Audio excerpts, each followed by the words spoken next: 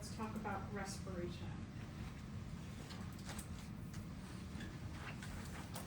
Respiration has two major parts. It's got the system part, in terms of what we might think about as breathing, and then it's got the cellular part.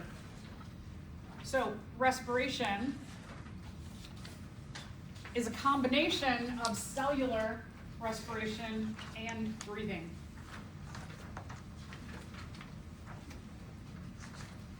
So as a reminder, you know, you go back into, if you took 51111, sorry, it was excretion, page 160. Okay, we'll come back, sorry, we'll come back to excretion after this. So like if you took 51111, cellular respiration, that's that connection to the breathing part of respiration. So we will focus a little bit on both of these and talk about their importance as a whole system in our body as well as the cellular happenings. I know I've talked a lot about cellular respiration in this class. We talked about evolution, the importance of changing of our metabolism from aerobic cellular respiration to anaerobic cellular respiration to aerobic cellular respiration, and what that meant for evolution. That it made evolution go a lot faster because we could yield with oxygen a lot more energy from our energy sources. Okay, so cellular respiration. Cellular respiration happens in the mitochondria. The mitochondria, in order to perform aerobic cellular respiration, they need a steady supply of oxygen. Remember that oxygen is one of the things that is going to be absorbed into the blood, and then it is going to travel out to every cell in our body so that every cell in our body can perform cellular respiration. The big idea of cellular respiration is taking our large energy sources and with the digestive system, breaking those down from their bigger molecule, what we would call a polymer, into their monomer parts. And using the monomers like glucose, for example, or amino acids, or fatty acids and glycerol, using all of those to funnel into cellular respiration with oxygen yields us 30-something ATP, as opposed to anaerobic cellular respiration or fermentation, which only yields us 2. That's a big difference, right? We get a higher yield, a better support of our overall metabolism. Metabolism is all of the chemical processes in our cells. So our cellular metabolism gets a lot more support through aerobic cellular respiration with 30-something ATPs, as opposed to only 2 when we don't have oxygen. Okay, so again, cellular respiration, we are continuously in need of energy in our cells. All the little things that happen in our body mainly happen at the cellular level. These organ systems are just to get all of those pieces out to our cells. What we need our cells to do is growth, repair, maintenance, and development. You all are pretty much in the repair and maintenance part of your lives. That at about, evolutionarily, our ancestors, an elder, you would have been at the elder age. You would have been an old person if you go back like 4 million years into our history. And people didn't live very long. Someone who was 27 was super duper old, like someone we might think of as 100. And so your age, things start to change quite a bit. And some of you may have noticed that your growth and maintenance have started to really slow. Perhaps this is the year where you're like, oh, I can't eat like I used to. That if I just eat like I did last year or the year before, or when I was in high school, that I find that I might gain a few pounds during the year, whereas before it was no big deal. Things do start to change in terms of the efficiency of your cells. And that all goes back, again, evolutionarily. We are just not made to live super long as organisms.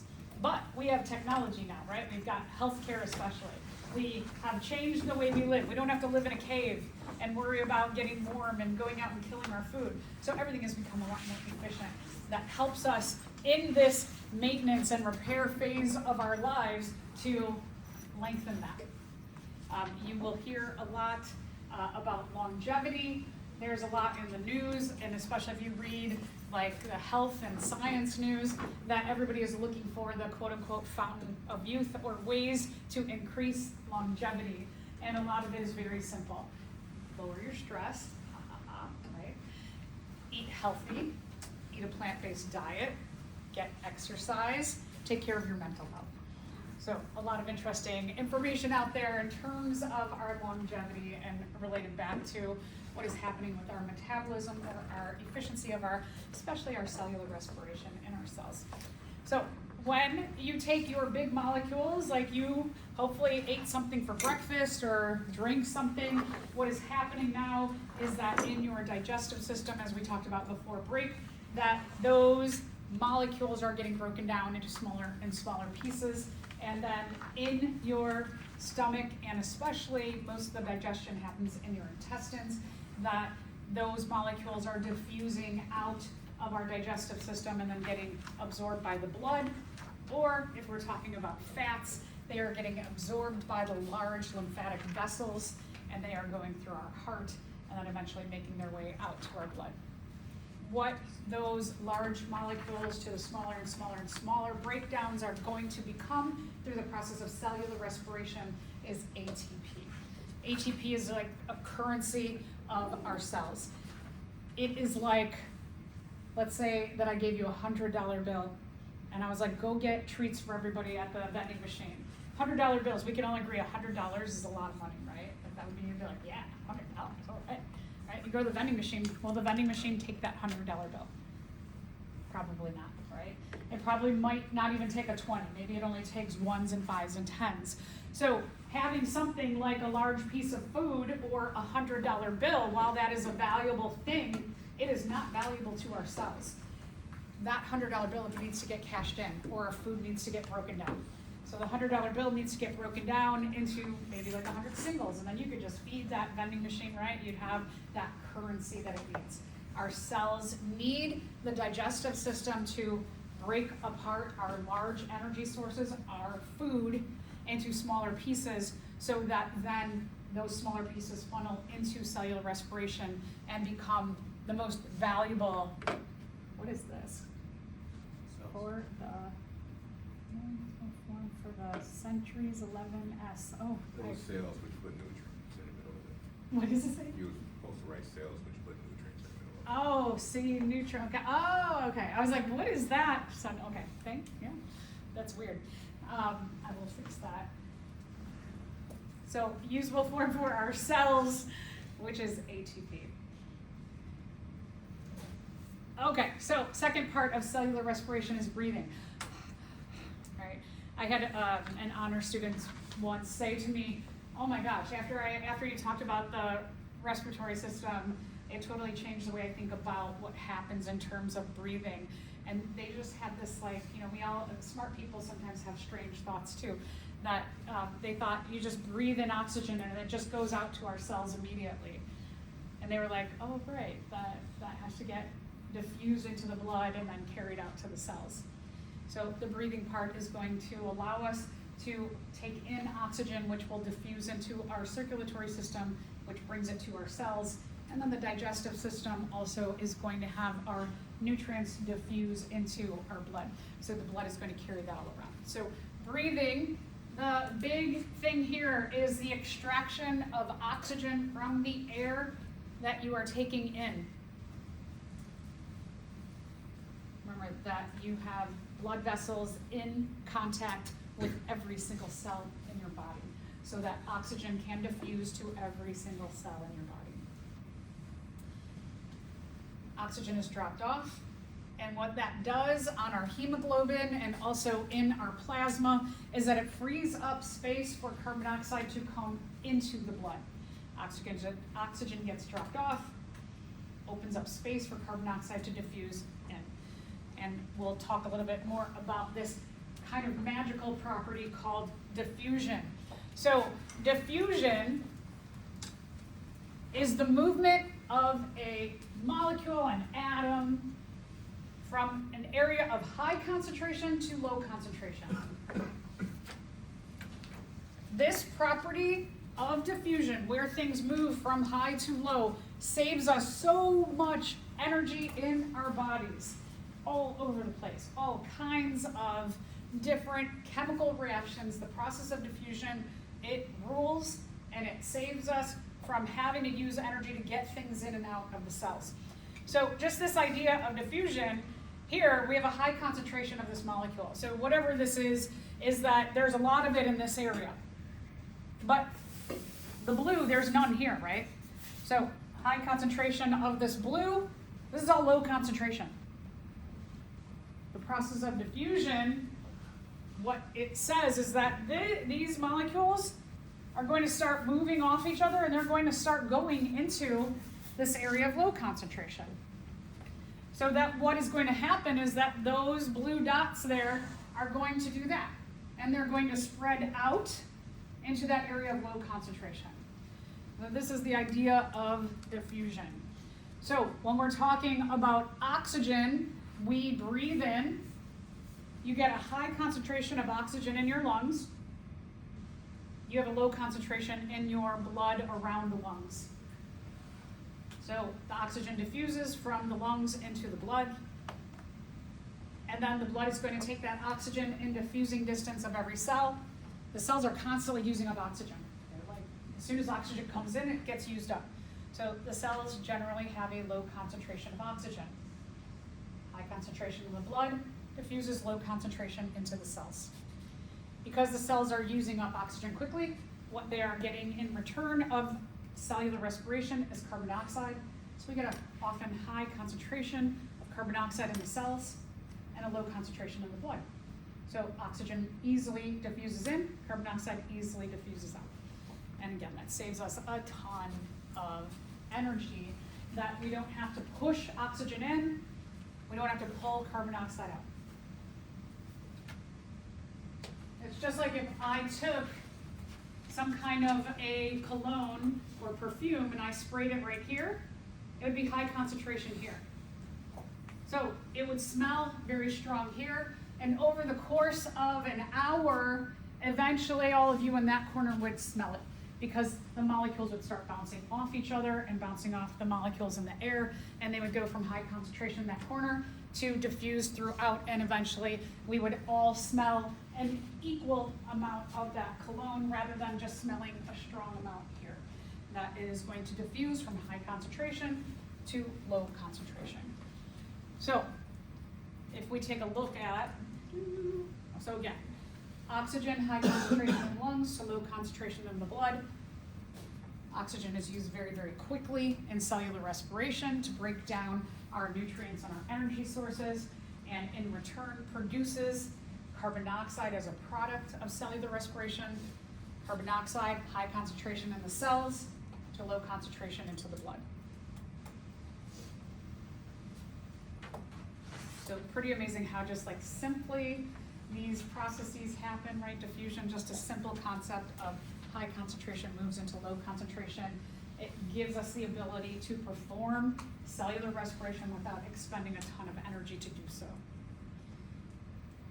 So here again, let's say that this is your blood vessels. These are your cells. Our cells use oxygen very, very quickly. We are constantly in need of fueling our cells with ATP, so we need to constantly produce ATP. So energy comes in, diffuses in. We use oxygen and cellular respiration to break down our energy sources into ATP. So we generally have a low concentration of oxygen because it just gets, as soon as it gets in, it gets used. A product of cellular respiration is carbon dioxide. So we always have a high amount of carbon dioxide because, again, we're breaking down our energy sources quickly. Carbon dioxide, high concentration in our cells, goes to low concentration in the blood. All right. When we're talking about respiratory systems or structures or respiratory cells, they have 3 features that must be met in order for diffusion to happen. And so the first one is that they have to, your cells, your structures, your systems have to be moist. Water is a tiny compound, super duper small. It's one of the reasons why we have arteries and arterioles, veins and venules, and they meet in the middle like very, very thin-walled structures, capillaries. The capillaries are very thin-walled because oxygen, carbon dioxide, and water are very, very small. They cannot, like our skin is a thick barrier. Oxygen, carbon dioxide, water do not diffuse in and out of our skin easily because this is really, really thick. So our capillaries are very, very thin, so that those tiny little molecules and compounds, carbon dioxide, oxygen, and water, can diffuse across easily. In order for them to get across these thin-walled surfaces, the surfaces need to be covered in water. They need to be moist. So again, another reason why your skin isn't a good diffusion surface of oxygen, carbon dioxide, and water is because it's thick and it's dry. Inside, we have a lot of water, right? Our body and cells are made up of somewhere between 70 to 90% water. This is one of the many reasons, there's a lot of reasons for that, but this is one of the many reasons, is that we need our surfaces of our cells and our capillaries to be moist to allow for tiny oxygen, carbon dioxide, and water to get in and out. So that's number 1. Number 2 is they, again, have to be thin-walled. Any of your cells, your tissues, your structures that are respiratory, they need to be thin and moist because you've got to get those tiny little things across. And then the third one is they have to have a large surface area. Our cells are constantly in need of supporting our overall, not only our cellular metabolism, but our overall metabolism. So remember when we talked about the digestive system, that at rest, when we are doing quote unquote nothing, right? If you're just sitting there and you're like, your body is not doing nothing. Your body is supporting all of the systems in your body to constantly be working, like breathing, right? Like breaking down our energy and nutrient sources. So we know when we are doing quote unquote nothing, we are really not doing nothing, but we are still using energy, using oxygen to help break down our energy and nutrient sources so that we can make ATP to constantly fuel our body to do all the functions that we just naturally have happened without having to focus on them, on doing them. So we have to have a lot of room to do this. So we have to have large surface areas because breathing, cellular respiration, digestion are super important to us surviving. Okay, so we're gonna go from simple organisms in terms of respiration to more complex organisms. We'll see a big connection between the environment that an organism lives in and their cells, their tissues, or their organs, or their whole respiratory systems, and the way they have evolved. We have a matching up of those two things. All right, so first let's talk about really, really simple organisms. I mean, simple in structure, and how they don't even have respiratory systems. They don't have a respiratory system. They don't have respiratory organs, but they just have their cells that perform cellular respiration. So the oxygen and carbon dioxide have to be in diffusing distance of the environment that they live in. Totally different than us. We have a whole huge system dedicated to respiration. So we're going to take a look at flatworms, jellyfish, and sponges. So let's talk first about, before we get there. So just to remind you that this group of animals that we're talking about, they do not have respiratory organs, tissues, or systems. They just have cells that do cellular respiration. That's it. They don't need to have a complexity to them. Okay, so let's talk about this nudibranch, which is a flatworm. The flatworm is like a piece of paper, maybe like a few pieces of paper. It's really, really thin. So what that means for this worm is that it has a large surface area on the top and the bottom of its body, and most cells are directly in contact with the environment that will give them oxygen, and they can diffuse out carbon dioxide. Also, they live underwater. So their respiratory cells are in direct contact with water at all times. So these here, all of the cells are close to the surface so that oxygen can diffuse right in, carbon dioxide can diffuse right out, and again, they live in water, so their bodies, all of their cells, are moist. They have a lot of surface area to facilitate this. Okay, so that's the first group. Oh, sorry. Okay, second group, let's talk about jellies or jellyfish. So here's an interesting thing. The way that the cells have evolved in the jellyfish is that they have a thick bell, and then they have all of these tentacles. The tentacles do a lot of work for digestion and movement, as well as the outer part of the bell does a lot of work of movement. The very inner parts of this jelly, those cells have evolved a lower metabolism. They don't do as many cellular processes as the cells that are directly in contact with the water. So the outer cells do a lot of cellular respiration. The closer you go into the middle, the less those cells do cellular respiration. They have less need. So kind of interesting that the way they have evolved is that inner cells need less oxygen, outer cells need the maximum amount of oxygen. So not every cell does the exact same thing, which is pretty much true of even our cells in our body, but there's a drastic difference between the inner cells and the outer cells.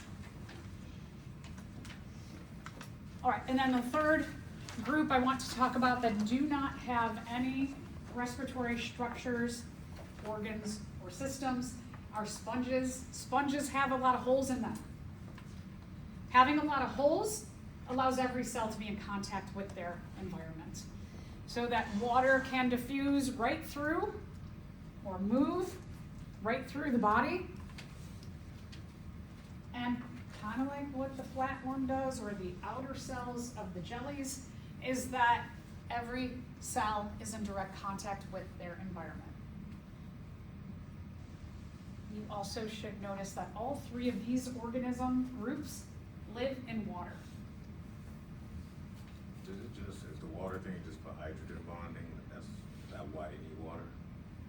So they need water for a lot of different reasons. They just evolved to have like more squishy bodies where gravity doesn't work for them. So they never evolved to go onto land. I'm talking like the diffusion overall. That just for Diffusion is for the thinness of the cells. To the water is for because the cells are thin, that it facilitates the small oxygen and carbon dioxide in and out. Yeah. Cells are tiny, right? It's tiny, tiny, tiny. So they need that water to diffuse to help facilitate the diffusion of the tiny gases. Okay, organisms that have respiratory systems. So now we're moving on up to groups. And what we see is that when you have a respiratory system, it is in direct contact with the circulatory system. Kind of like every system that we're going to talk about in the human body, or a lot of these higher organisms.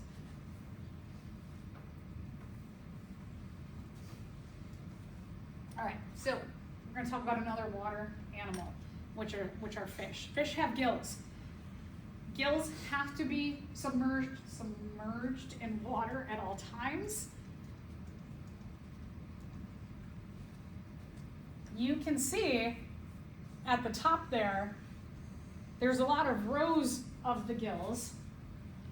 So that gives for a lot of gills to have a lot of surface area, because you need a lot of surface area for respiration to occur. The gills are in the front part of the head. They're on the sides of the head. They are in close proximity to water, water flows through the mouth and across the gills and out this end part of the gills called the operculum. They have a flow in and out. We have kind of like a one-way system, right? Goes in the same way it goes out. So a bit different than us in terms of the mechanics of how the oxygen gets across. Gill size depends on size of the gills. Sharks are big. Rays are big. Some of your bigger aquatic fish, they will have much bigger gills. They need more respiration because they're really, really big. Also, let's say that you have a fish that lives very deep in the ocean, where maybe oxygen doesn't diffuse as well down, down, down. They're going to have really big gills because they really need to work hard to get the little bits of oxygen that they need. Okay, why are gills red? What do you think? Why are they so red? Are they injured? Is this fish injured at the gills? They turn red in the presence of carbon dioxide. They are closely associated with the blood. They are closely associated with the lungs. No, they don't have lungs, right? So gills, they look red because they are just packed with capillaries. Packed. So you can see that direct connection with the circulatory system in the color of the gills. All right, so packed with lots of those little, thin, tiny blood vessels, the capillaries. Because the gills are so red, it should also give you an idea. Packed with capillaries means a lot of surface area. A lot of capillaries, you get a lot of surface area for a lot of diffusion of oxygen in and carbon dioxide out. Okay, so as I mentioned, the fish, they have these outer flaps called operculum.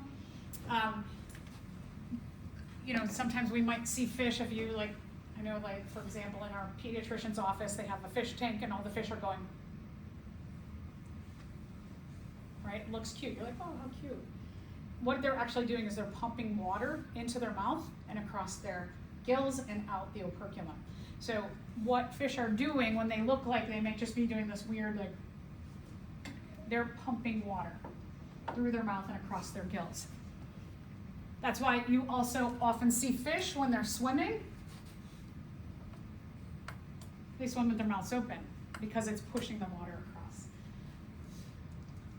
Okay, now what if you're on land? Ooh, there's different challenges on land because when we're talking about the water animals, all of their cells are in direct contact with water. So there's that moist thing that makes it much easier in water, but in land, this is really dry. Right? Think about how packed with water air is compared to actual water. A lot different. So that poses a lot of different challenges. That's why when we're talking about land animals, that their respiratory systems are usually packed inside of the body, where we know inside of our body, the majority of our body is made up of water. You don't see respiratory surfaces generally on the outside of bodies, and we'll get to frogs in just a second. So let's take a look at, when we're talking about land animals, we will look at insects have what are called tracheal systems. Trachea, like us, tracheal in them. So a tracheal system has tubes, just like we do. We'll talk about the vertebrates who use lungs. All right, so insects and other kind of insecty like creatures, like we have this beetle here, the cockroach that you saw before, they use a trachea system. We have one trachea, they have many trachea. So we have one, they have many. The trachea branch to smaller branches called tracheoles. So they go from main trachea to smaller tracheoles. The tracheoles branch smaller and smaller so that they are in contact, these tubes are in contact with every cell in their body. Our respiratory system does not branch so it is in contact with every cell in our body, right? Our respiratory system, it is isolated to here. That is not in contact with every cell in our body. So this works a bit differently. It works very similarly to the water animals. There are openings at each trachea. They're called spiracles. The spiracles, kind of a similar nature when we were looking at leaves of plants, that they had the guard cells and the stoma. That the stoma are the opening, and then they have the cells. So you have a trachea, and then you have a spherical covering. You have a little covering to it. They need to have spiracles to close their system. Other interesting things is that they don't have a trachea in their mouths. Their trachea are on the sides of their body. And when we're talking about insects, that we find them climbing around in dirty, dusty places. So when they get into the dirt, or they're in your house and they're running around and it's all dusty, they can close off their respiratory system so that they do not get any dirt or dust into their bodies. All right, so again, trachea, branch to smaller branches called the tracheoles.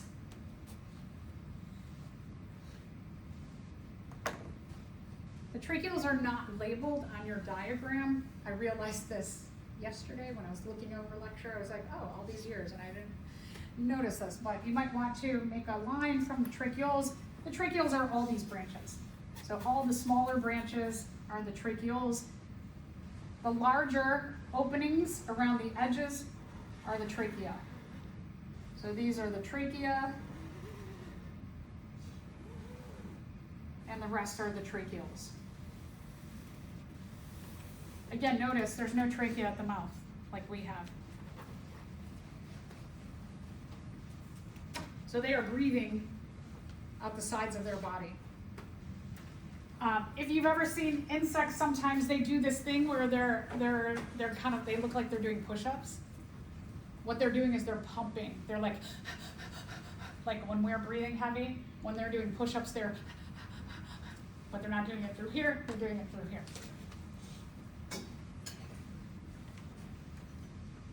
Okay, so spiracles too, covering. There's a spherical at each of these trachea to cover them, to open and close, to keep the trachea protected. All right, so let's talk about lungs now. When we look at other creatures, maybe sometimes we call more advanced, that they have moist chambers. They're usually deeper in the body.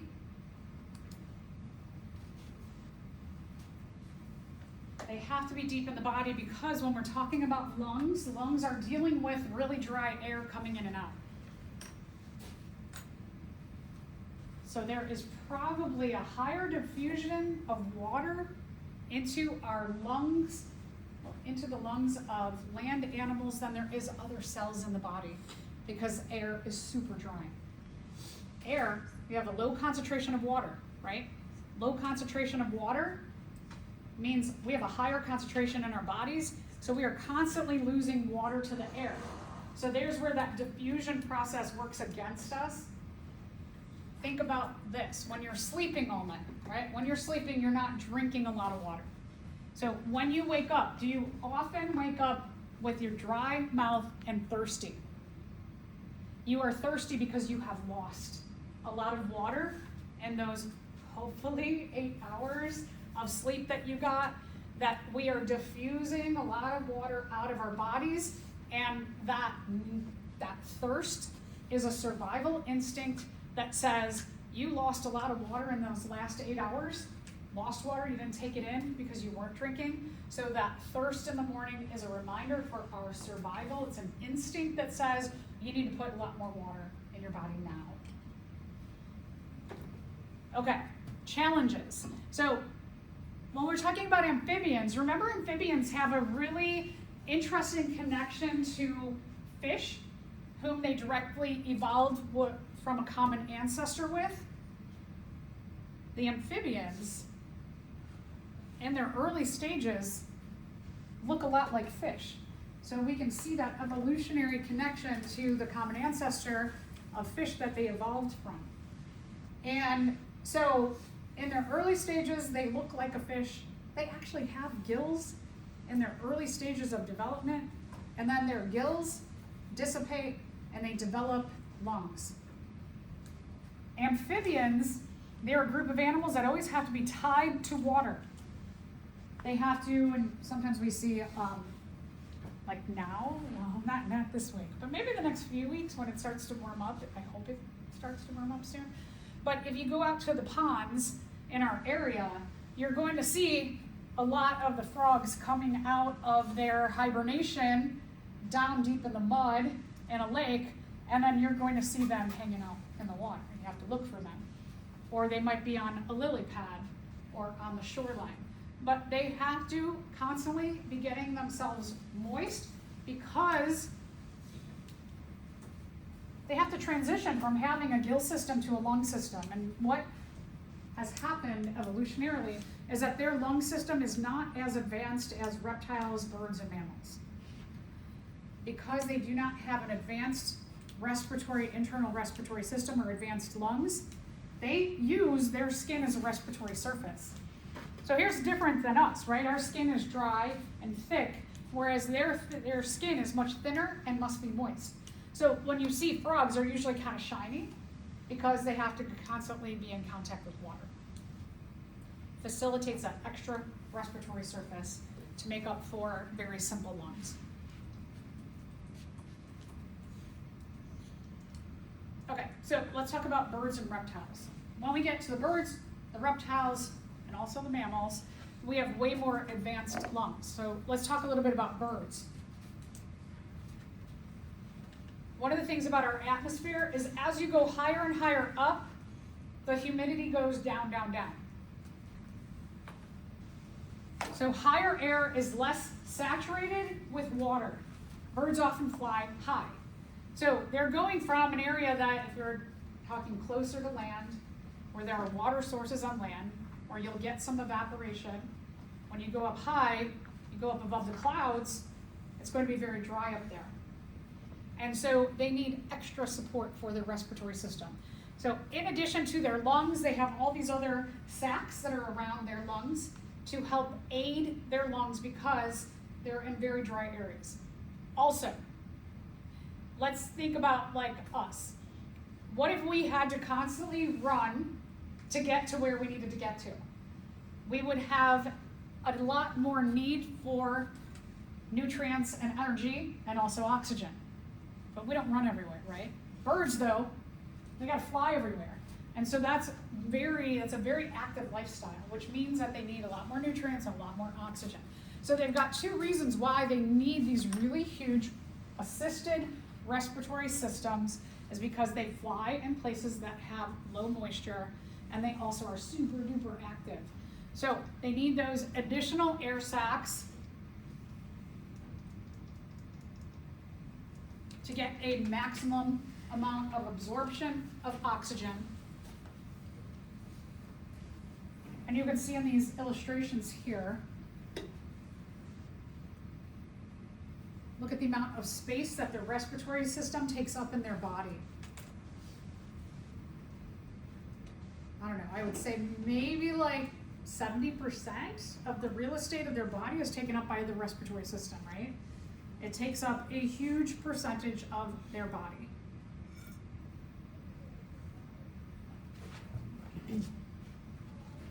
In addition to their lungs, they have these other air sacs.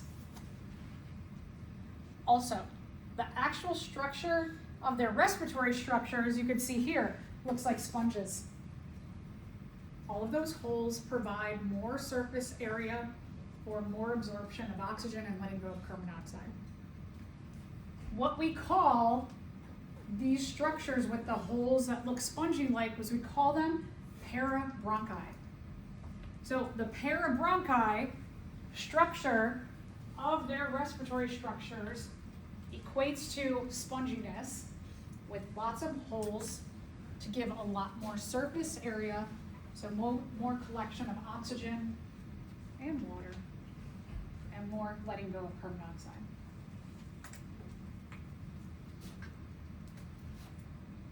So it's always interesting, again, like see the connection, the evolutionary connection of how an animal is designed or how an organism is designed and their function in that environment. All right, so now Let's talk about lungs. So when we're talking about birds, reptiles, and mammals, of which humans are mammals, is that we have lungs. The real estate, right, of our lungs takes up about this much. The whole upper part of our body is our lungs, with the exception of we have our heart right here. Okay, so let's walk through all of the structures when you are breathing, what they are. So from our mouth and nose to the back of our throat, the pharynx. Remember that in the back of our throat is the beginning of the respiratory system and the digestive system, that we have those two tubes. If you kind of remember a little bit, maybe we haven't quite gotten there yet in our dissections, but you have one tube that the thyroid gland sits on top of. Remember, we were looking last for that smooth bean structure. It's sitting on top of your trachea, the front tube, and then the back tube you have the esophagus. The esophagus, remember we talked about the digestive system, that at the top of the esophagus there's that flap called the epiglottis, so that when you're eating and drinking, the epiglottis closes up the top of the trachea so that you don't get food and drinks into your trachea. And when you are breathing and not eating, the epiglottis opens up, and so that the air goes into your trachea. So that's where all that is happening, is in the back of your mouth, where the epiglottis, the pharynx is where epiglottis is opening and closing for those two tube systems that are beginning in your pharynx. All right, and then you have the larynx. The larynx sits on top of your trachea, but up high. So I haven't pointed that out yet, but your thyroid gland was like right about, let's say, here. And then there's this big knotty thing up here. And we'll feel that. It's like really, it's much harder. The thyroid gland is soft and kind of fleshy, squishy. And then you have the larynx. So this term larynx, it's up here. That's the voice box. So for example, if I press it, my voice changes a lot, right? But I can take the pressure off. So your larynx is right up here. Your thyroid's about here. And your trachea sits underneath those two things. Okay, so trachea comes next. Trachea, we only have one, different than the insects who have a lot of trachea. We've got one trachea, so we're coming about right here. Trachea. Our trachea is going to split to branch off to our two lung areas. Those are called bronchi. One large bronchi from the trachea. The bronchi are smaller than the trachea. And then the bronchi are going to branch to smaller branches called bronchioles. And our bronchioles, the smallest branches, end at tiny microscopic air sacs called alveoli. In these tiny little air sacs, that's where your gas exchange happens.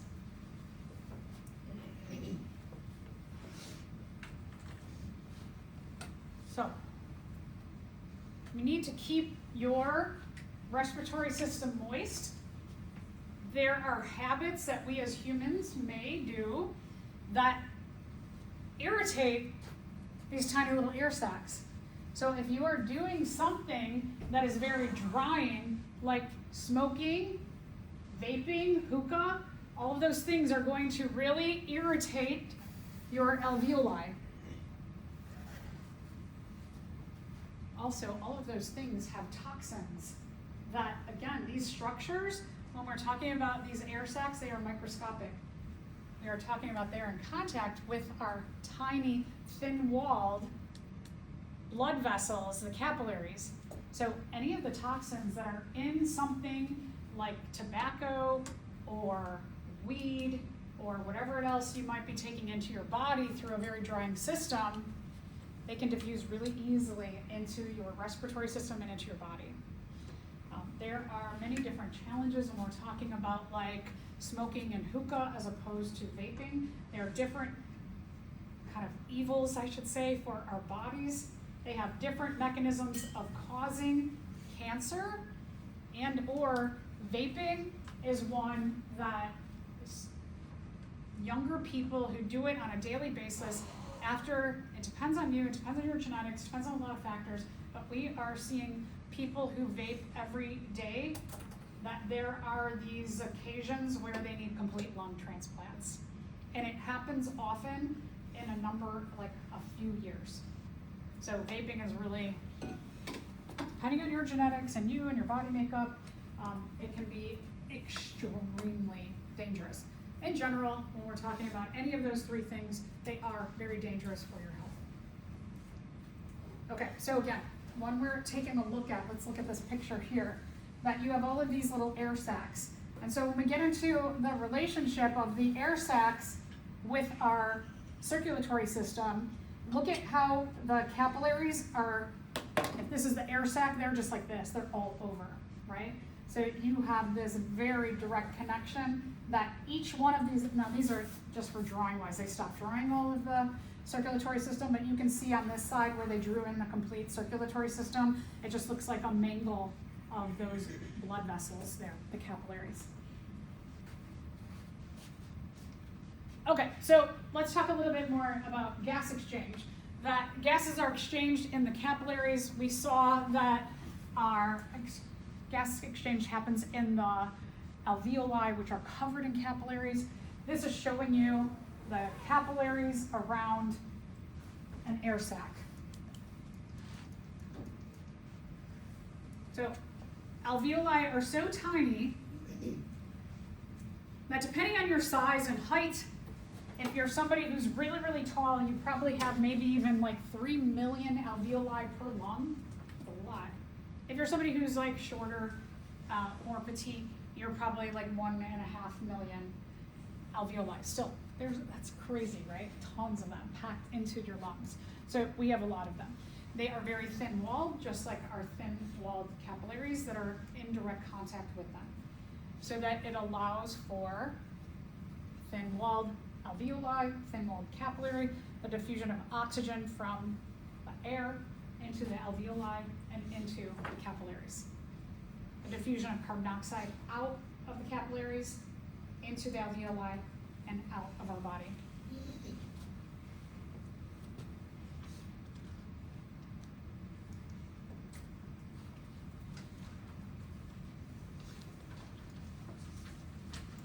Okay, so a little bit about the action of breathing. There's muscles that are utilized with the action of breathing.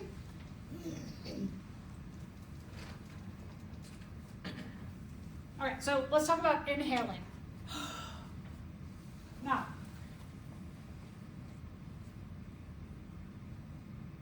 what I want you all to do is after you write diaphragm and rib muscles, is I want you to feel what happens to your rib cage. Your rib cage is coated in muscles.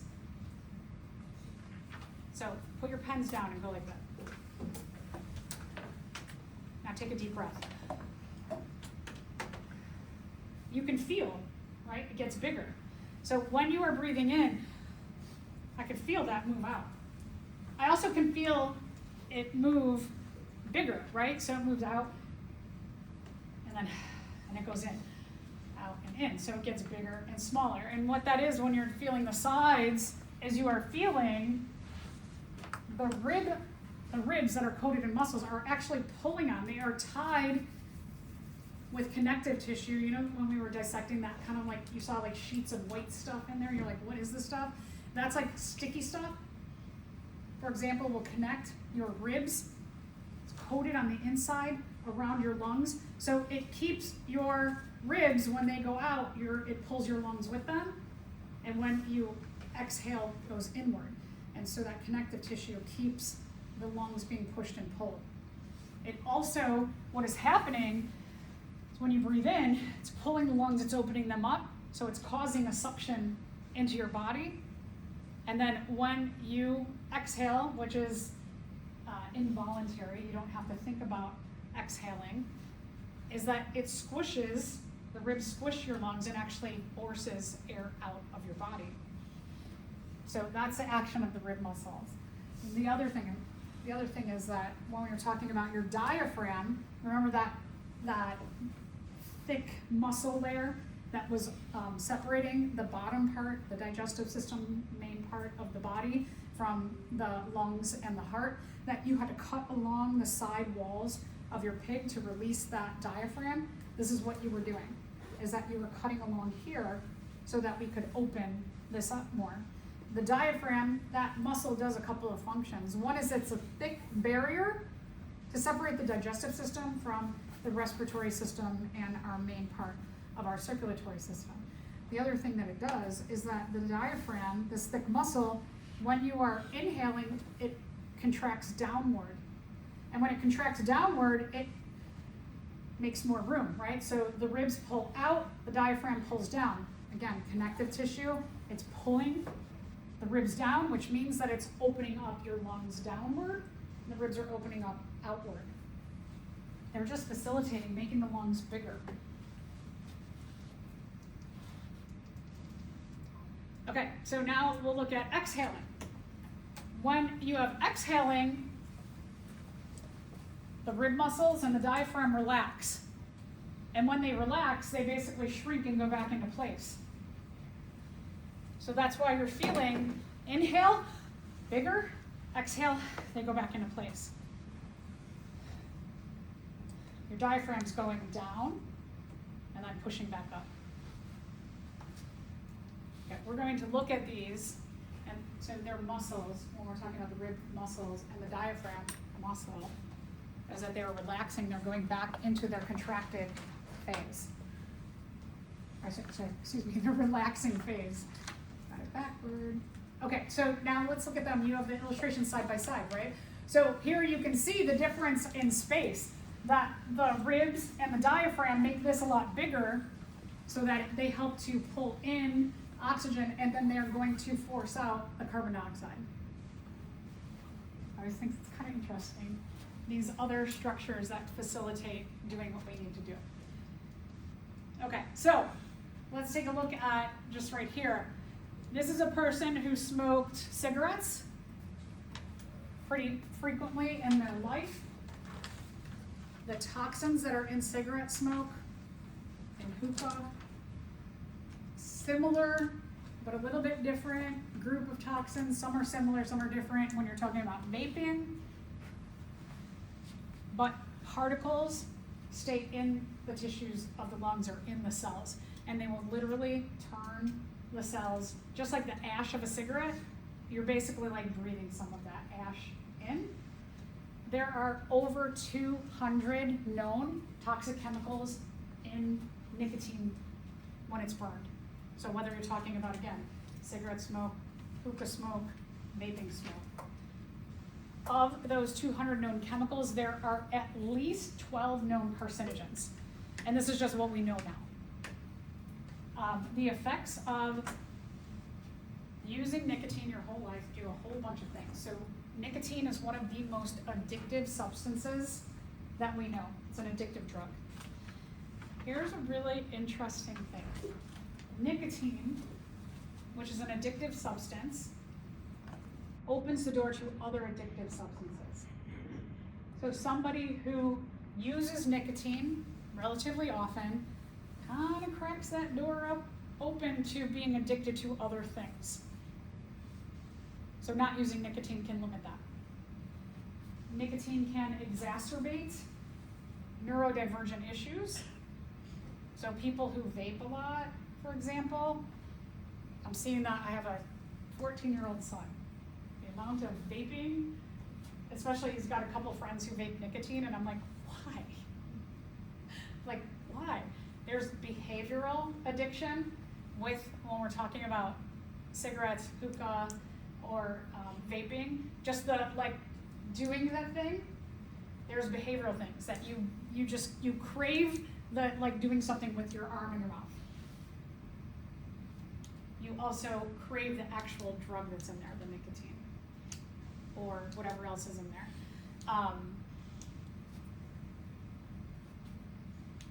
The substances that are in there, there's cancer-causing agents, there's toxins. Those toxins can lead to issues with cracking your alveoli, literally drying them out and then breaking so that you have less respiratory surface. The cracking of your alveoli can lead to bronchitis, which is like I used to run 6 miles a day, every day, didn't matter how cold it was. And I would almost every winter when it got really cold get bronchitis because the air is super dry, right, in the winter. And so that act of breathing in that really dry, cold air did what dry smoke would do to me. It'd crack my alveoli, and then my body would respond by producing a lot of mucus. Remember the immune system, the mast cells releasing histamine, causing more water and mucus flow. And then for the winter, I would have this like cough. When smokers have that cough, they call it smoker's cough. When runners have it, they just call it bronchitis. Also, over time, what can happen is that you can develop emphysema. When enough of your lungs, the alveoli crack, you can develop emphysema, which means enough of them have cracked that you're missing chunks of your lungs. They call it Swiss cheese lung. You will literally have holes in your lungs. Also, the substances that are in smoking, vaping, they will cause your immune system to slow down. They will actually impair your immune system. So a simple cut will take longer to heal. A broken bone will take much longer to heal. Surgery, recovery from anything, much longer to heal. Also, the smoke, the substances in smoking or vaping cause your skin to break down faster so that you get more wrinkles, you actually look older than you are, can cause hair to gray faster so you can look older than you are. They also don't know all the complete connections between what's in those and cancers and the exacerbation of diseases like actually we do know heart disease and diabetes, that smoking and vaping can accelerate diabetes and heart disease amongst other diseases. So there's a lot there. This is someone at the end of their life with a healthy lung. You can see that even someone who's healthy, they do have some of the particles that have been absorbed into their lungs. That's natural, right? Like we live in an urban area, so we have a lot of cars that are around. There's some chemicals in the air. Naturally, you will absorb that. If you lived out in the country, like in a forest, like there's a person who lives in the northern woods of either Michigan or Wisconsin, and they go out every day and they collect owl pellets, which we'll get to later in the semester, and they live a very secluded life. Their lungs are probably really pink because they're not around a lot of toxins. They're in a forest area. So the more urban, the more you'll have of that kind of coloring, but it's a little bit natural as opposed to look at that other lung. The lungs also, the tissues shrink too. Blackened lungs are often much smaller as well. So all kinds of crazy stuff with smoking and vaping, etc. Okay, let's go back to excretion. So if you just flip back a few pages, let's talk about excretion now.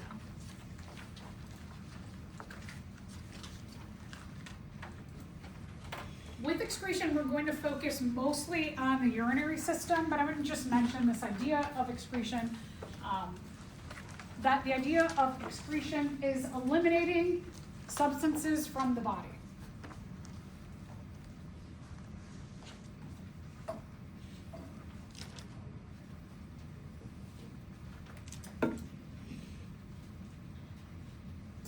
Oftentimes when we're talking about elimination of substances, we call them waste. So you have a lot of different areas of excretion in your body. We just talked about one directly, that we were talking about the respiratory system, right? That we take in we take in oxygen, and then as a process, a waste product of cellular respiration is carbon dioxide. We talked about the digestive system, any undigested materials, dead bacteria, fiber, those all are eliminated from our body as feces. In the urinary system, we're going to see does a lot of things. We just think of we just urinate, right? But when we look at what is actually in the urine, I would say that the urinary system is probably the most important excretory system in your body, that it does a lot. Okay, so we will focus on that. Also, excretion is when you have too much water in your body likes a balance, not too much, not too little. There's that homeostasis. You can actually overwater yourself. It's called hyperhidrosis, when you drink too much water. That's not good.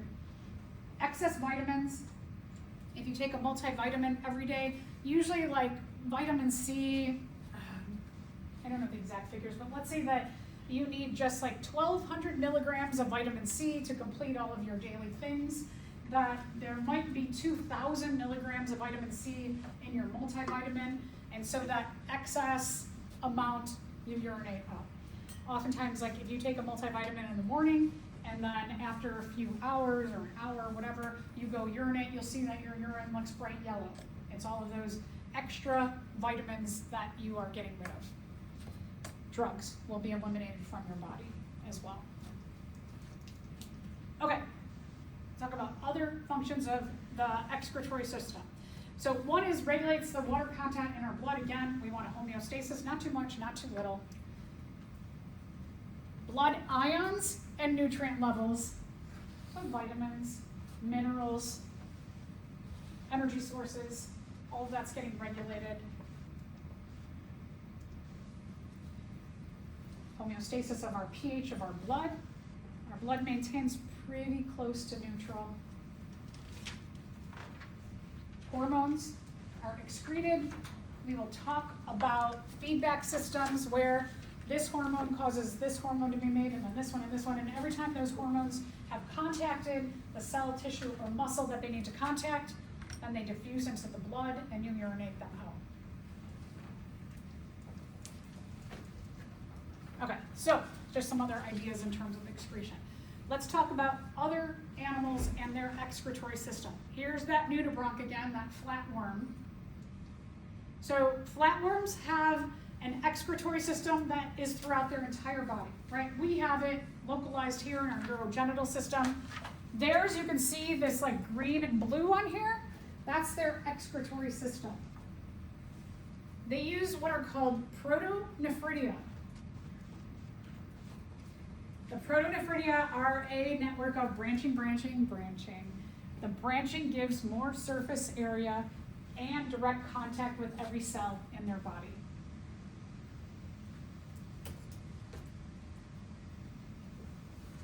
When we are talking about these flatworms, we're talking about them living in water. So they have direct contact with water. Also, within the protonephridia, there are bulbs periodically throughout that stick out. Those bulbs, inside of them, they have little hairs called cilia, and the cilia, they create a current that helps push water through the protonephridia.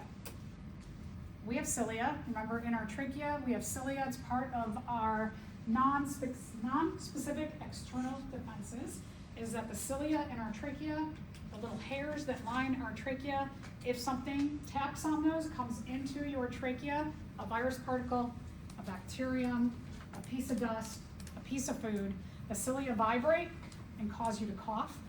Their cilia do a little bit different function. They make a water current inside of the protonephridia. All over their body, the flatworms have pores or openings that excrete the waste products directly into their environment. So they're kind of like peeing all over themselves all the time. Right? We have one place, use restrooms to take care of that. They just like pee into the water, off all of their body. So it'd be probably a lot grosser if you lived on land, right? Then it would stick to you, but in water, it's just diffusing right into the water. Okay, so those are the flatworms. Let's talk about insects. Insects have a merging of their excretory system with their digestive system. They have what are called Malpighian tubules. from their body cavity come into their digestive system.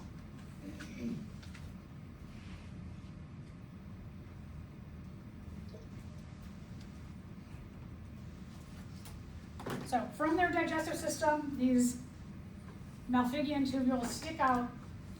Their body cavity, they don't have a separation of respiratory system and heart as well as the digestive system, so they don't have a diaphragm to separate that. But what they have is an open cavity called a hemocoel. So this term, hemo, refers to blood. This C-O-E-L is like seal, like I'm a seal animal. So a hemocoel means it's an open cavity where all of the tissues are bathed in blood. There is not a circulatory system to hold the blood in tubes. The blood is just all over the organs in that open cavity, the hemocoel, the blood cavity. Okay, so this is what it looks like that when you are taking a look at the digestive system. So here's the hemocoel, right? It's a big opening. Insects have different sections of their bodies, so they do have like kind of a weird separation in their body.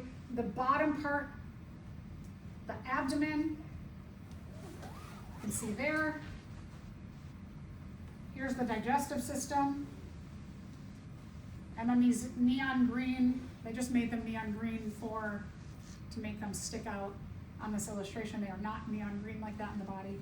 But coming out of the digestive system are these malpighian tubules that are just kind of in contact with, and this is all blood. So all in here is blood. And this is the hemocoel.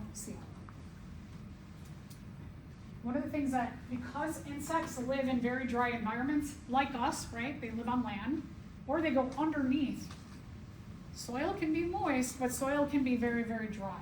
Or if you go underground, it can be very dry.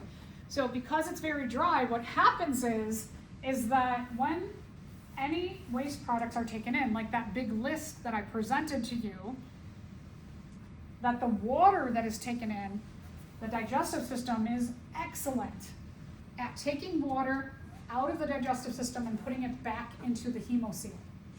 So they are constantly, the digestive system is really releasing a lot of water back into the hemocoel because insects often are in very dry environments. So they want to capture and not lose as much water as possible. They want to bring that water back into their body. So the urinary system and the digestive system are merged together, and their feces is really, really dry. We often have tons of insects in our house that we often don't see.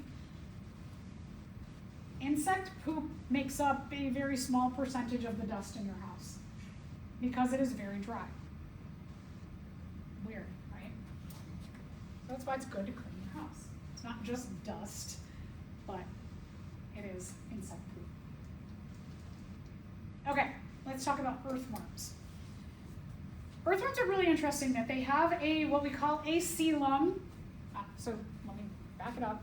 Their excretory system is called two main areas called nephridia. They have a pair of nephridia per each segment of their body. So when you are taking a look at an earthworm, they have that segmented portion. One of the things about segmented animals is that in each segment, they have a typical repetition of structures. So when you look at one segment and the next segment and the next segment, each segment is going to have 1-2 nephridia in it. It's going to have a pair of nephridia each segment. The nephridia, it looks very similar. We're going to take a look at the nephron, which are the smallest portions of our kidneys.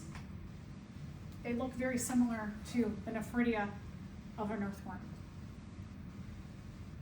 So 1-2 nephridia in each of their segments.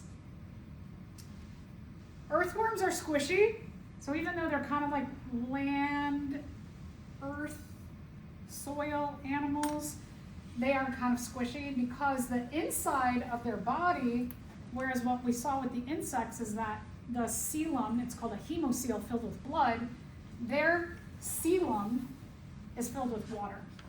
So coelom is a water-filled cavity, whereas the insects have a hemocoel, which is a blood-filled cavity.